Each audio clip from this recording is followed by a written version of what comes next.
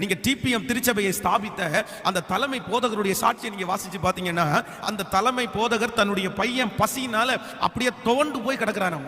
அப்ப அவனை வந்து கையில தூக்கி எடுத்தாதான், நான் சொல்லியிருக்கேன், கையில தூக்கி எடுத்தாராமா. எடுத்து அவனை பார்த்து கேட்டாராமா, உனக்கு எதிர்காலத்தில் நீ என்னவா மாற விரும்புற அப்படின்னு. ஏசப்பாவுக்கு ஊழியம் செய்ய விரும்புறேன்னு சொன்ன உடனே தொப்புன்னு கீழே போட்டாராமா. அப்படின்னா இன்னும் கொஞ்சம் பசியை நீ தாங்கி தான்ப்பா ஆகணும் அப்படின்னாராம்.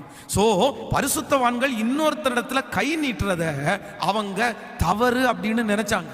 ஆண்டவரும் நமக்கு நிறைய இடத்துல வந்து கடன் வாங்குறத நியாயம்னு ஆண்டவர் சொல்லவே இல்லை. எப்பா உனக்கு இருக்கிறதுல நீ பெஸ்டா பண்ணுப்பா, இருக்கிறதுல நீ சரியா செய்ப்பா.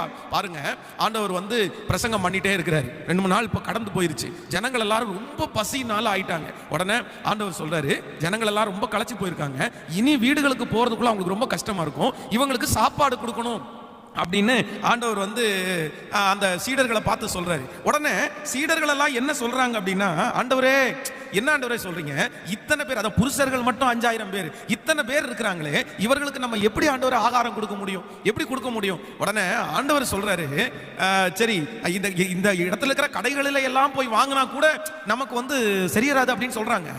உங்களிடத்துல என்னப்பா இருக்குது? அப்போ அந்த இடத்துல இருந்தது 5 அப்பங்களும் 2 மீனும். அந்த சீடர்கள் சொல்றாங்க, இங்கே ஒரு சிறு பையன் இருக்கிறான், அவனிடத்துல 5 அப்பம் 2 மீன் இருக்குது.